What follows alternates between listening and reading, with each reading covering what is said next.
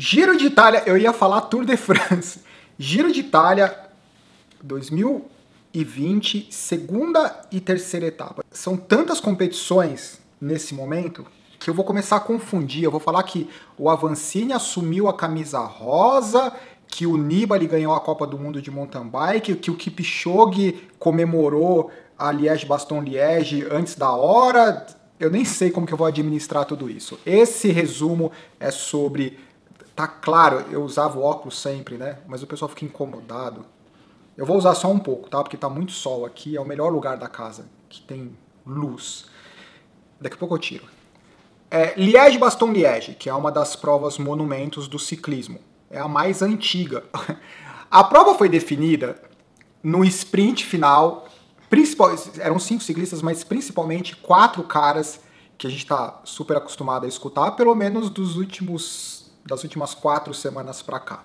O Pogacar, atual campeão do Tour de France, o Primož Roglič, segundo lugar, os dois eslovenos, o Hirschi, vitória no Tour de France, daí terceiro lugar na Copa do Mundo, tá vendo a Copa do Mundo de mountain bike, no Campeonato Mundial de Ciclismo de Estrada, e ele ganhou a Flash Wallonne, foi isso, né? E ele estava no sprint junto com o Julian Alaphilippe, que é o atual campeão mundial, com a camisa de arco-íris. Daí o Julian Alaphilippe, vocês já devem estar sabendo, o Julian Alaphilippe, pá, comemoração linda, foto linda, ganhar Liège-Bastogne-Liège, uma prova monumento, com a camisa de campeão do mundo. Só que, meu, o cara me comemora antes da hora. E daí é engraçado, porque daí toda foto que você vê parece que os caras estão tirando sarro, né? Tem uma foto que o Hirschi, na verdade, ele só tá tirando a mão do guidão. Parece que ele tá assim, tipo, colocando a mão com vergonha, né? O Alaphilippe comemorando, ele, meu, não faz isso! E daí depois o Pogacar conversando com o Hirschi, tipo, puta, Julian Alaphilippe se ferrou. E na verdade isso é uma infelicidade que pode acontecer. Com certeza é algo desagradável, é algo que você não quer que entre para a história, mas com certeza essa foto vai entrar para a história. No final das contas, além de tudo, ele foi penalizado pela mudança de linha agressiva. Então dentro desse grupo ele acabou sendo colocado por último. O Primož Roglič, que fez o sprint, ele acabou faturando a Liège-Bastogne-Liège. Em relação à prova, é isso. Giro de Itália. Eu vou falar para vocês que esses bate-papos eles vão ser bem diferentes do que foi o Tour de France, porque o Giro de Itália ele é bem particular em relação ao que acontece na dinâmica da prova. Algumas edições do Giro de Itália, elas são extremamente competitivas, as equipes conseguem trabalhar junto, só que o Giro de Itália, pela agressividade das etapas, as montanhas elas são mais... É difícil falar que é mais dura, porque o que faz a competição ser difícil são os adversários. Então quando você olha, geralmente, a característica das montanhas do Tour de France, elas tendem a ser mais longas, com um percentual de inclinação mais constante. No Giro de Itália, você tende a ter montanhas que são bem mais inclinadas ou com variação de inclinação durante a subida, com a variação de clima que, em geral, é muito mais severo do que a variação de clima que acontece no Tour de France. Esse ano é mais atípico ainda porque as provas mudaram a data. O Giro de Itália, geralmente as estradas são mais estreitas. Isso são perspectivas que eu, pessoalmente, como espectador, tenho. Não dá para falar que uma é mais difícil que a outra, mas o Giro de Itália ele é mais imprevisível. Essa imprevisibilidade pode ser muito legal quando a posição da camisa rosa fica mudando ali entre os favoritos. Só que o que pode acontecer é a imprevisibilidade, assim, ninguém tem a mínima ideia do que vai acontecer e também não tem uma competição direta, consistente. Porque para nós espectadores o que é bacana é você ver aquela briga de segundos, 3, 4 caras dentro do mesmo, sei lá, dentro de 20, 30 segundos. Agora, quando começa, cada etapa tem um cara completamente diferente, ou as diferenças de tempo começam a ser muito grandes, como espectador, cada etapa fica parecendo uma prova clássica. Né? Não dá para saber ainda o que vai acontecer com o Giro de Itália, é prematuro. Talvez a primeira perda foi o Miguel Angel Lopes, mas o Miguel Angel Lopes ele participou do Tour de France, eu acho que ele figurava entre os favoritos, pela qualidade dele, mas não sei se isso poderia ser concretizado. Daí ele saiu logo no contrarrelógio. O Filippo Ganna, com a camisa rosa e etc. Segunda etapa, 150 km, como se fosse uma prova clássica dentro do Giro de Itália. No começo teve uma fuga com Thomas Degenn, que também estava no Tour de France, e no Tour de France, incrivelmente, ele não conseguiu fazer nada excepcional, como geralmente ele faz. Ele esteve na fuga, mas diante dos interesses, principalmente dos sprintistas ou dos ciclistas com característica de prova clássica, a fuga seria muito difícil de sobreviver. Eles foram neutralizados com 10 km ou próximo disso. No final das contas, sprint entre... Porque o finalzinho era uma subidinha bem prova clássica, né? O cara vem subindo e descendo o dia inteiro, daí no final tem uma subidinha inclinada. No final das contas, Diego Ulissi levou a etapa um pouco à frente do Peter Sagan, não foi uma chegada tão apertada assim. E o Peter Sagan, tá estranho ver o Peter Sagan, porque 15 meses que ele não tem nenhuma vitória, eu li em algum lugar, o que pra ele, deve ser algo que começa a incomodar, porque um cara que está acostumado a sempre estar no pódio, apesar que teve desses 15 meses, a gente pode considerar que pelo menos no ciclismo, 6, 7 meses foram por conta do lockdown, da falta de competições. Peter Sagan sempre atrai muita mídia, se não é pelo resultado, é por alguma polêmica, apesar que ultimamente ele tem sido menos polêmico e tem tido menos resultado, né? O que para ele não é um cenário muito bom. Vamos ver o que acontece. Na segunda etapa não houve alteração significativa na camisa rosa, ou pelo menos o Filippo Ganna conseguiu manter a camisa rosa. Os portugueses, eles devem estar extremamente felizes, porque tem o Diego Ulissi ganhando a etapa, o João Almeida da The Koenig Quick Step super bem na classificação geral, com a camisa branca de jovem talento. Lembrando que no Giro de Itália tem uma alteração das camisas, tem a camisa rosa do líder geral, a Ciclamino, que é meio roxa, que é uma flor tradicional, que é dos sprintistas, a camisa azul, que o Peter Sagan está vestindo, de Rei da Montanha, e a camisa branca de jovem talento. Tá? Isso foi a segunda etapa. Terceira etapa hoje, de novo, 150 km, só que os últimos 10 km, montanha categoria 1, que iria testar a classificação geral.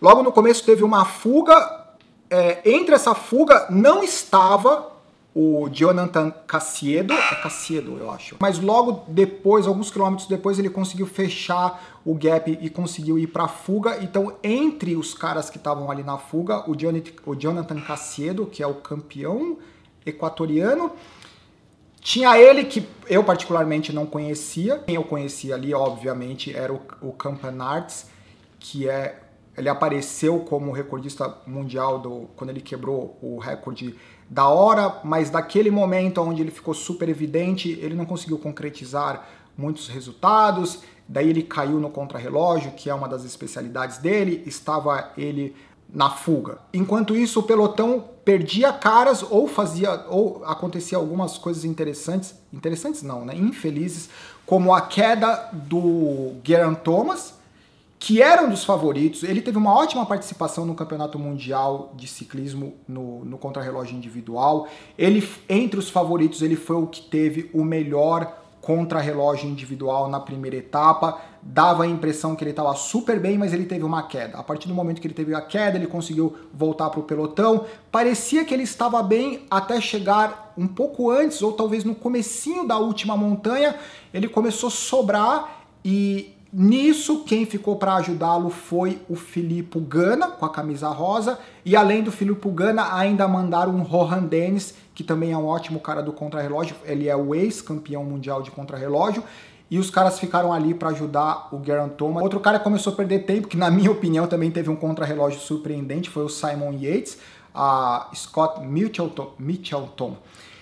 Eles, no começo da etapa, eles colocaram um ritmo forte, mas apesar da Scott Mitchelton tá lá na frente no começo da prova, também no final, nos últimos quilômetros, na subida, o Simon Yates também sobrou. Enquanto isso, a fuga ia perdendo atletas e os últimos dois caras que ficaram era o Jonathan Caicedo e o Giovanni Visconti. O Giovanni Visconti ali, não conhecendo o Jonathan Caicedo, eu apostaria no Giovanni Visconti, é um cara mais experiente. No momento que ele fez uma aceleração para tentar largar o Caicedo, eu falei, é agora, Giovanni Visconti vai levar. Porque o negócio lá atrás não estava bom entre os favoritos, não. Tava todo mundo meio que já sofrendo. A chance deles fecharem o gap era muito pequena. E quando o Visconti atacou, imediatamente após o Caicedo não só ele fechou o gap, como imediatamente ele ele contra-atacou. E daí ele foi embora para passar a linha de chegada em primeiro. E ele tinha a chance de conquistar a camisa rosa, porque ali virtualmente o cara que poderia, ele estaria disputando com o João Almeida da The Koenig Quick-Step, português.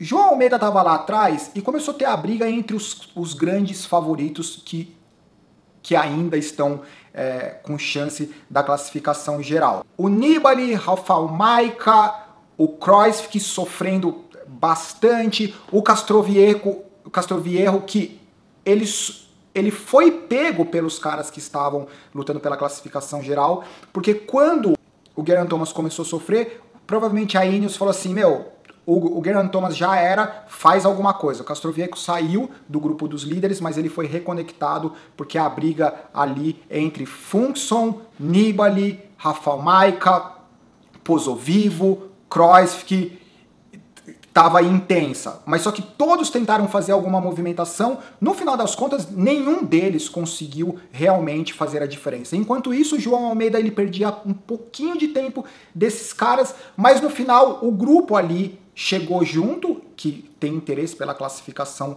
geral, ninguém conseguiu fazer a diferença, parecia mais a 20ª etapa, todo mundo pregado, literalmente por algum motivo, talvez a etapa tenha sido mais dura do que parecia na televisão, mas ninguém conseguiu fazer a diferença. O João Almeida, ele acabou assumindo a camisa rosa por uma diferença de 1 segundo. Então, com certeza, os portugueses estão extremamente felizes, camisa rosa, vitória do Diego Ulissi, camisa Ciclamino, Ticlamino, os caras, meu, Portugal reapareceu.